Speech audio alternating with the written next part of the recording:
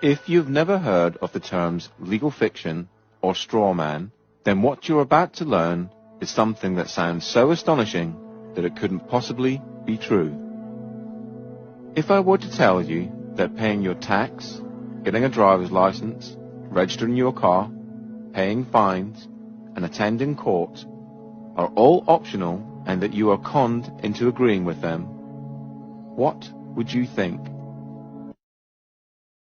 It has been said that you need to know that you're in a cage before you can escape from that cage.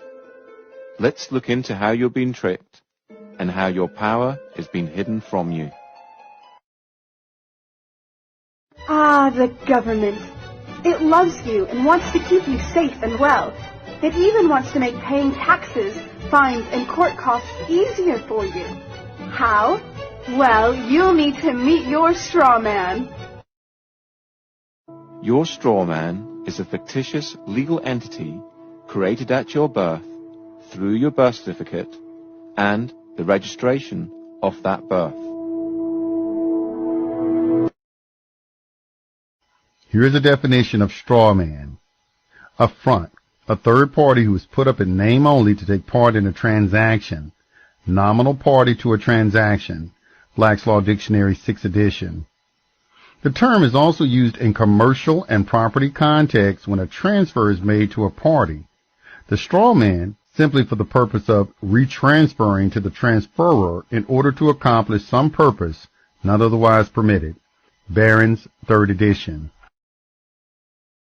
The straw man is an artificial person.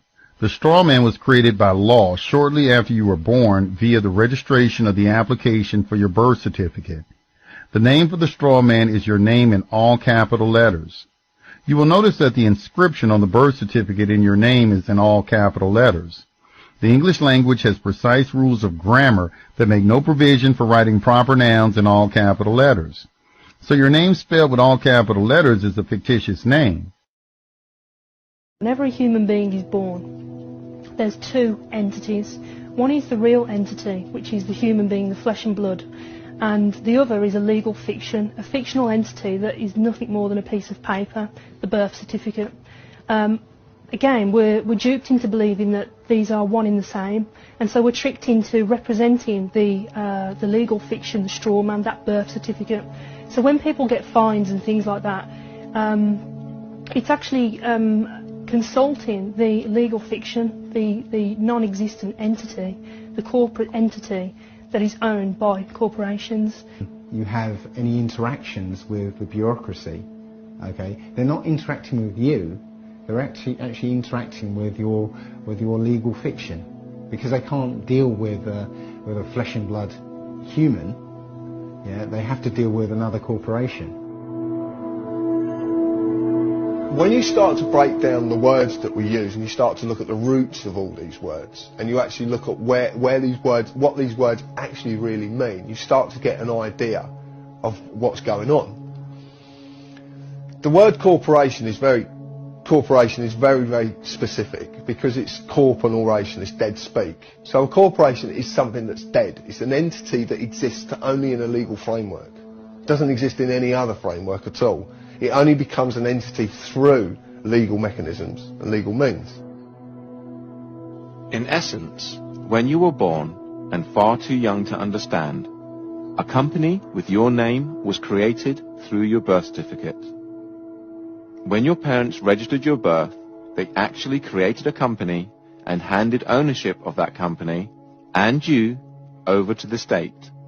It is important to remember that your parents were tricked and had no idea this was happening.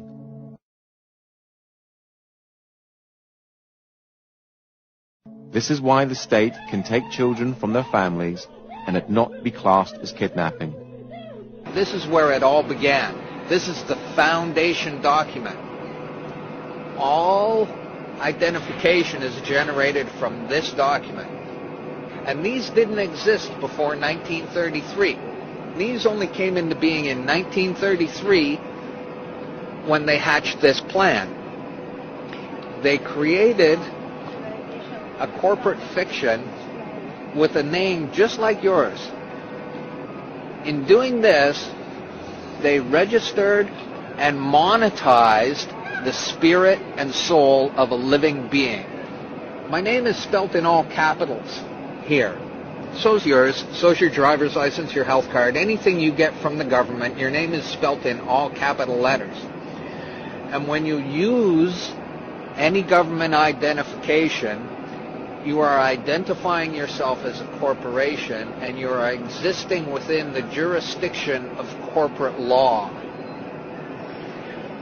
And just because you didn't know what you're doing, that's no excuse. It doesn't exonerate you from liability.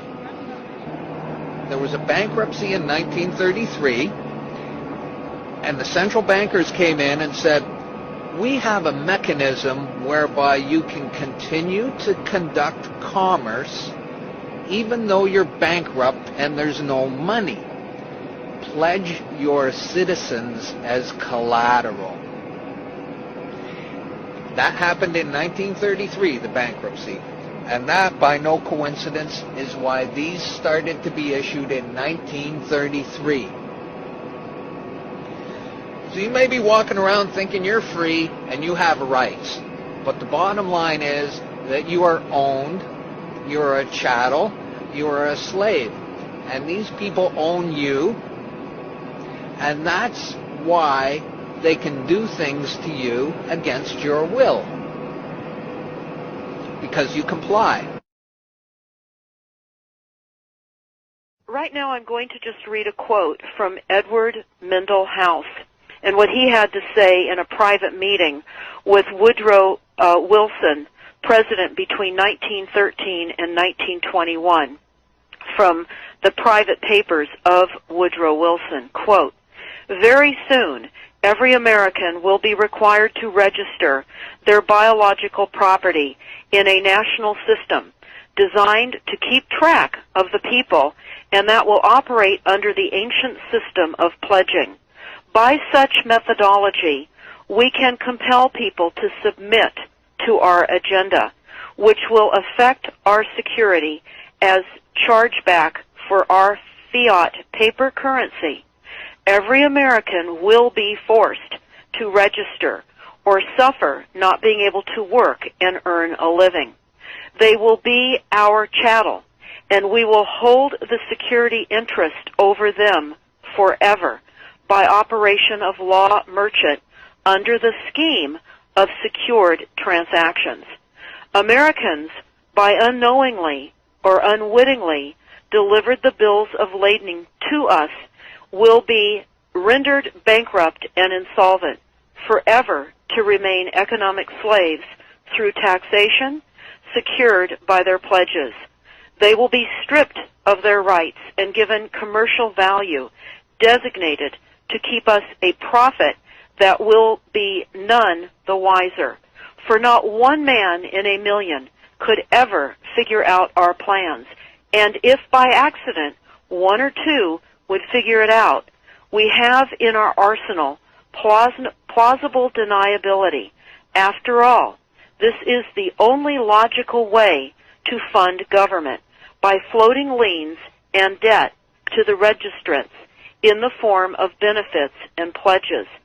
This will inevitably reap us huge profits beyond our wildest of expectations and leave every American a contributor to this fraud, which we will call social insurance. Without realizing it, every American will insure us for any loss we may incur, and in this manner, every American will unknowingly be our servant, however begrudgingly. The people will become helpless without any hope for their redemption, and we will employ the high office of the President as our dummy corporation to foment this plot against America.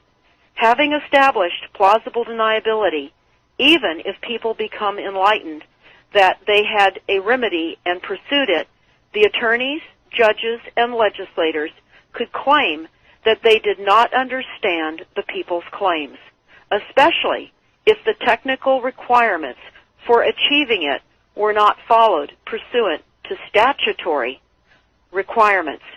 Requiring the public schools to teach civics, government, and history classes out of federally approved, politically correct textbooks written by the publishing houses, owned by the owners of the Federal Reserve, would assure that the people would not discover the remedy for a long time, if ever.